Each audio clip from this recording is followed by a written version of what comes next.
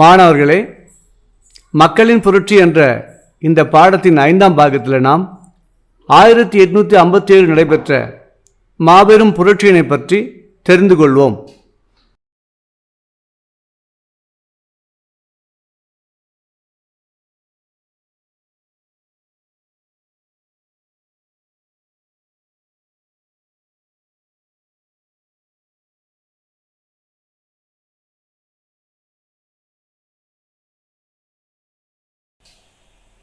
ஆங்கிலேய அரசை எடுத்து 1857 ஒரு மாபெரும் புரட்சி தோன்றியது.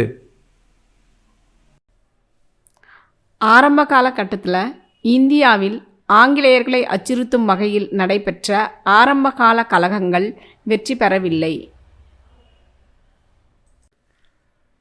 ஆரம்பகால புரட்சிகள் 1857 மாபெரும் புரட்சிக்கு வழிகோலியது.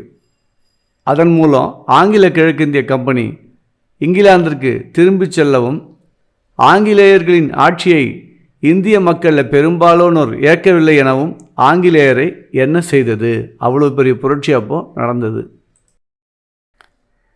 1857 புரட்சியானது காலனி ஆட்சியுடைய பண்பு மற்றும் கொள்கையின் விளைவாக உருவானதாகும். ஆங்கிலேயரின் விரிவுபடுத்தப்பட்ட கொள்கைகள், பொருளாதார சுரண்டல் மற்றும் நிர்வாக புதுமைகள் ஆகியவற்றின் ஒட்டுமொத்த விளைவு இந்தியாவின் அனைத்து அரசுகளின் நிலைமையிலும் மோசமான பாதிப்புகளை ஏற்படுத்தின. மாபெரும் புரட்சிக்கான காரணங்களை தெரிந்து கொள்வோம்.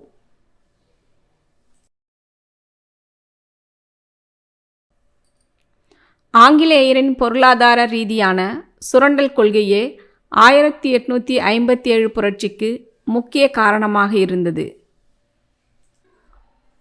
சமுதாயத்தின் அனைத்து பிரிவு மக்களையும் காயப்படுத்தியது. அதிகப்படியான வரி விதிப்பு மற்றும் கடுமையான வரி வசூல் முறைகளால் விவசாயிகள் துன்பமடைந்தனர்.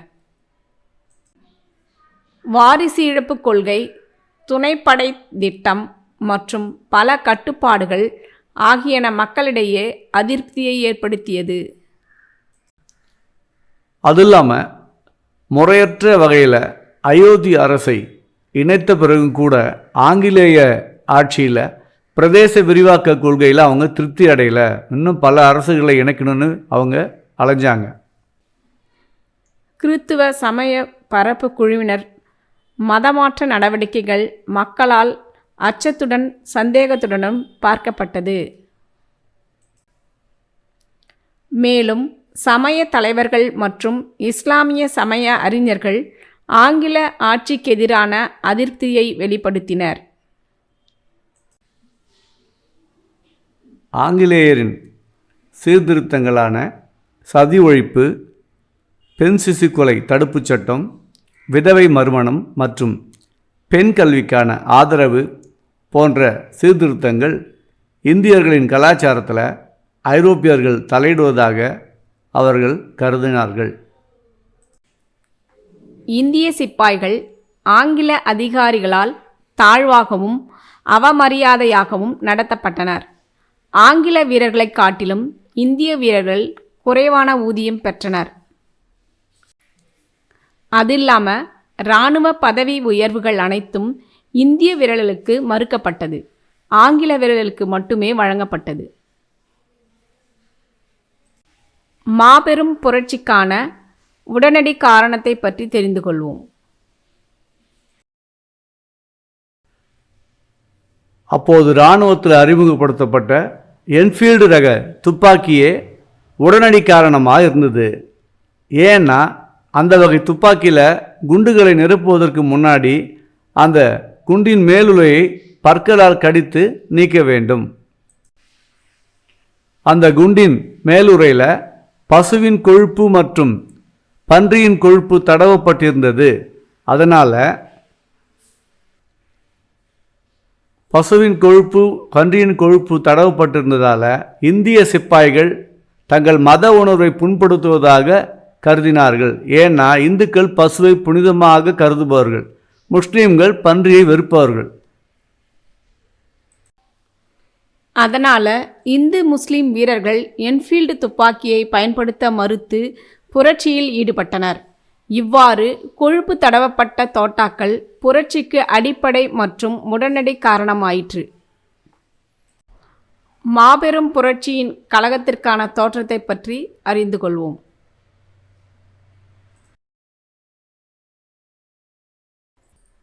மீரட்டில் இருந்த அந்த சிப்பாய்கள் உடனடியாக 11 மற்றும் 20வது உள்ளூர் காலாட்படை வீரர்களோடு சேர்ந்துக்கிட்டாங்க. பலர் இணைஞ்சதால் அவங்க ஒரு பெரிய கூட்டமாக மாறினாங்க. ஆங்கில அலுவலர்களை கொலை செய்தார்கள். டெல்லிக்கும் விரைந்து சென்றார்கள். மீரட் சிப்பாய்கள் டெல்லிக்கு வந்தவுடனே மே 11ஆம் நாள் 2ஆம் பகதூர் ஷாவை இந்தியாவின் பேரரசாக அறிவித்தார்கள். அதன் மூலம் டெல்லி பெரும் புரட்சியின் மையமாகவும் பகதூர் ஷா அதன் அடையாளமாகவும் விளங்கினார். புரட்சி செஞ்ச பலரும் நிலக்கிழார்களிடம் தாங்கள் பணம் பெற்றதற்கான கடன் பத்திரங்களை கொடுத்துருந்தாங்க. இந்த புரட்சி நேரத்தில் போயிட்டு அந்த பத்திரங்களெல்லாம் வாங்கி எரிக்க ஆரம்பித்தாங்க. இது ஒரு நல்ல வாய்ப்பாக சந்தர்ப்பமாக அவங்க அதை நினச்சாங்க. ஆங்கில அரசு பலருடைய பட்டங்கள் ஓய்வூதியங்களை நீக்கியதால் ஆங்கில அரசை பழி வாங்குவதற்காக புரட்சியில் பலர் கலந்து கொண்டனர். இந்தியாவின் மாபெரும் தேசபக்தர்கள் ஒருவரான ஜான்சி ராணி லட்சுமிபாய் மத்திய இந்தியாவில் புரட்சியை வழிநடத்தினார். ஆங்கில படைத்தளபதி சர் ஹக்ரோஸ் ஜான்சி கோட்டையை ஆக்கிரமித்து கொண்டார். இதனால் ஜான்சி கோட்டையிலிருந்து தப்பிய ராணி லட்சுமிபாய் குவாலியருக்கு போனார். அங்கே படையை தலைமையேற்று வழிநடத்திய தாந்தியா தோப்பையுடன் இணைந்து கொண்டார். ஆனால் ஆங்கில படை ஜூன் 1858 குவாலியரையும் கைப்பற்றியது. குவாலியரில் நடந்த போரில் ஜான்சி ராணி லட்சுமிபாய் கொல்லப்பட்டார். குவாலியர் போரிலிருந்து தப்பிச் சென்ற தாந்தியா தோபே கைது செய்யப்பட்டு தூக்கிலிடப்பட்டார். ஆங்கில வரலாற்று ஆசிரியர்களின் கருத்துப்படி 1857 புரட்சியில் கலந்து கொண்ட தலைவர்களில் மிகவும் துணிச்சலானவர் ஜான்சி ராணி லட்சுமிபாய் ஆவார். ஆங்கிலேயர்கள் தங்களது நாட்டிற்கு சென்ற பிறகு இந்தியாவில் முஸ்லிம் ஆட்சியை நிறுவ வேண்டும் என எண்ணி முஸ்லிம் தலைவர்கள் மற்றும் முஸ்லிம் சமய அறிஞர்கள் புரட்சியில் கலந்து கொண்டனர். மாபெரும் புரட்சி அடக்கப்பட்ட விதத்தை பற்றி தெரிந்து கொள்வோம்.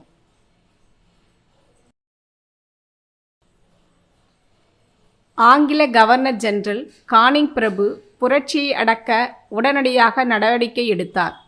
அவர் சென்னை, பம்பாய், இலங்கை மற்றும் பர்மாவிலிருந்து படைகளை வரவழைத்தார். கவர்னர் ஜெனரல் கானிங் பிரபு தனது சொந்த முயற்சியால் சீனாவில் இருந்த ஆங்கில படைகளை கல்கத்தாவிற்கு மிக வேகமாக வரவைத்தார். அது மட்டும் இல்லாமல் ஆங்கில அரசுக்கு மிக மிக விசுவாசமாக இருந்த சீக்கிய படைகளையும் உடனடியாக டெல்லிக்கு விரைந்து செல்லுமாறு ஆணையிட்டார். இதன் மூலம் ஆங்கிலேயர்கள் தாங்கள் இழந்த பகுதிகளை உடனடியாக மீட்டனர். மாணவர்களே, 1857ஆம் வருஷம் செப்டம்பர் 20ஆம் தேதி ஆங்கில படைத்தளபதி நிக்கல்சனால் டெல்லி மீண்டும் கைப்பற்றப்பட்டது.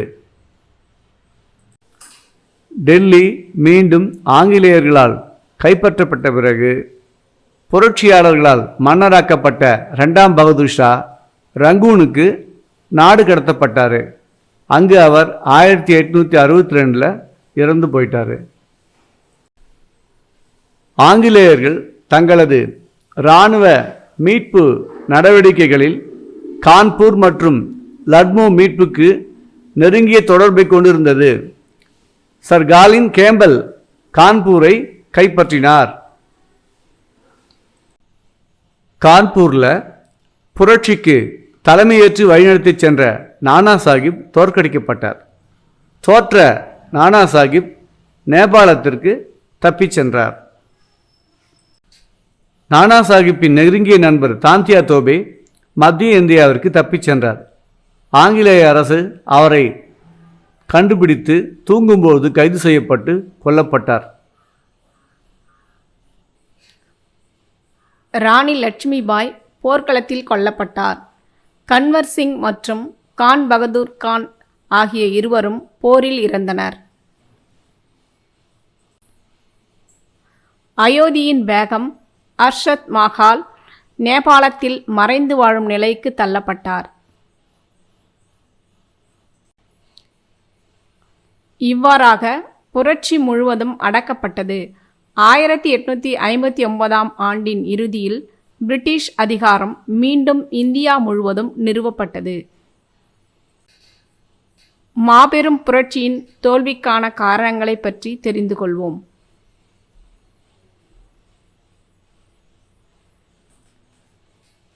மாபெரும் புரட்சியின் தோல்விக்கு பல நிகழ்வுகள் காரணமாக அமைந்தது. சரியான ஒருங்கிணைப்பு, ஒழுக்கம், கட்டுப்பாடு, பொதுவான திட்டம், மையப்படுத்தப்பட்ட தலைமை, நவீன ஆயுதங்கள் மற்றும் தொழில்நுட்பம் ஆகியவை புரட்சியாளர்களிடையே இல்லை. கலகத்தில் ஈடுபட்டவர்கள் ஆங்கில படைத்தளபதிகளுக்கு இணையானவர்களாக யாருமே இல்லை. மேலும் ராணி லட்சுமிபாய், நானா சாஹிப் மற்றும் தாந்தியா தோபே ஆகியோர் தைரியமானவர்கள்தான். ஆனால் சிறந்த தளபதிகளாக, ஒருங்கிணைப்பவர்களாக அவங்க இல்லை. அது இல்லாமல் வங்காளம், பம்பாய், சென்னை, மேற்கு பஞ்சாப் மற்றும் ராஜபுதனம் ஆகிய பகுதிகள் புரட்சியில் கலந்து கொள்ளவில்லை. அந்த காலகட்டத்தில் ஆங்கில கல்வி கற்ற இந்தியர்கள் ஆங்கில ஆட்சி மட்டும்தான் இந்திய சமுதாயத்தை சீர்திருத்தி நவீனப்படுத்த முடியும் என நம்பினாங்க. எனவே அவர்கள் புரட்சியை ஆதரிக்கலை. ஆங்கிலேயர்கள் சிறந்த ஆயுதங்கள், சிறந்த தளபதிகள் மற்றும் சிறந்த ஒருங்கிணைப்பை கொண்டிருந்தனர்.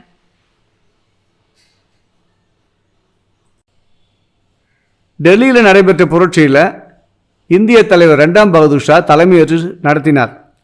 அந்த புரட்சியை அடக்கின ஆங்கிலேய அதிகாரி ஜான் நிக்கல்சன். லக்னோவின் புரட்சி பேகம் அஸ்ரத் மஹால் தலைமையில் நடந்தது. அந்த புரட்சியை அடக்கிய ஆங்கிலேய படைத்தளபதி ஹென்றி லாரன்ஸ். கான்பூர் புரட்சிக்கு நானா சாஹிப் தலைமையேற்று நடத்தியிருந்தார். அந்த புரட்சியை அடக்கிய ஆங்கிலேய அதிகாரி சர் காலின் கேம்பல். ஜான்சி மற்றும் குவாலியரில் நடைபெற்ற புரட்சியில் தலைமையேற்று நடத்தியவர்கள் ஜான்சி ராணி லட்சுமிபாய் மற்றும் தாந்தியா தோபே. இந்த கலகத்தை அடக்கியவர் ஆங்கிலேய அதிகாரி ஜெனரல் ஹக்ரோஸ். பரேலியில் கான் பகதூர் கான் தலைமையில் புரட்சி நடைபெற்றது. இந்த புரட்சியை அடக்கிய ஆங்கிலேய படைத்தளபதி சர் காலின் கேம்பல். பீகாரில் புரட்சி கன்வர் சிங் தலைமையில் நடந்தது. இந்த புரட்சியை அடக்கிய ஆங்கிலேய படைத்தளபதி வில்லியம் டெய்லர். மாபெரும் புரட்சியின் விளைவுகளை பற்றி தெரிந்து கொள்வோம்.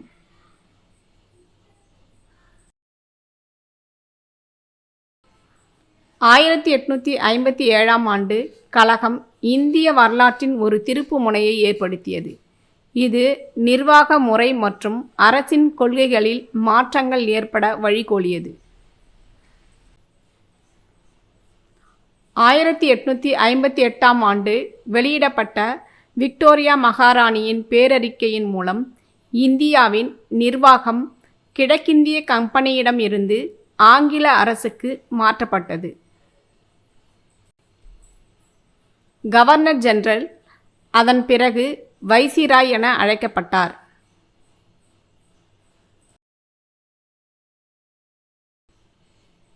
இயக்குனர் குழுமம் கட்டுப்பாடு வாரியம் நீக்கப்பட்டு இந்திய விவகாரங்களை மேற்பார்வையிட செயலரின் தலைமையில் 15 உறுப்பினர்களை கொண்ட ஒரு சபை ஏற்படுத்தப்பட்டது.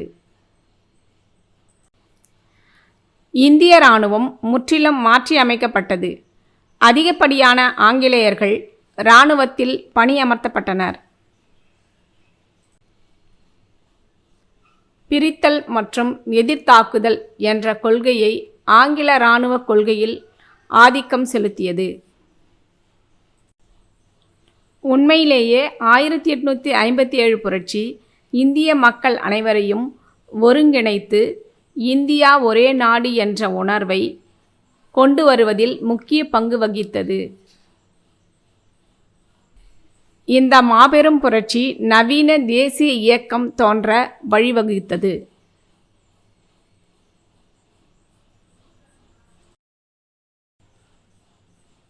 ஆயிரத்தி 1857 ஆண்டு நடைபெற்ற இந்த மாபெரும் புரட்சி 20ஆம் நூற்றாண்டின் தொடக்கமாக இருந்தது. வி.டி. சாவர்கர் முதல் இந்திய சுதந்திர போர் எனது புத்தகத்தில் இந்த புரட்சி ஒரு திட்டமிடப்பட்ட தேசிய சுதந்திர போர் என விவரிக்கிறாரு. மாணவர்களே, மக்களின் புரட்சி என்ற இந்த பாடத்தில் முக்கிய கருத்துக்களை பார்ப்போம். மீள்பார்வை.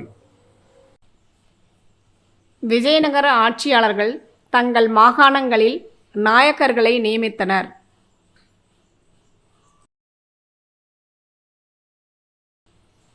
மதுரை நாயக்கர்கள் பாளையக்காரர்களை நியமித்தனர். ஆங்கிலேயர்கள் பெற்ற வரி வசூலிக்கும் உரிமையால் பாளையக்காரர்கள் கலகம் வெடித்தது.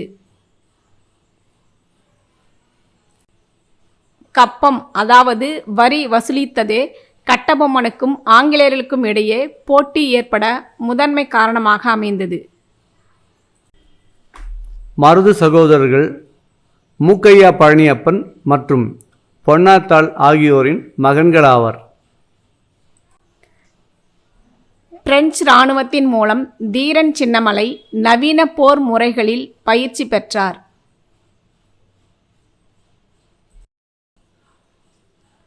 திப்பு சுல்தான் ஆங்கில கிழக்கிந்திய கம்பெனிக்கு எதிராக போரிட்டார். 1857 புரட்சியின் தலைவர்களில் ராணி லட்சுமிபாய் மிக சிறந்த, மிக துணிச்சலான தலைவராவார்.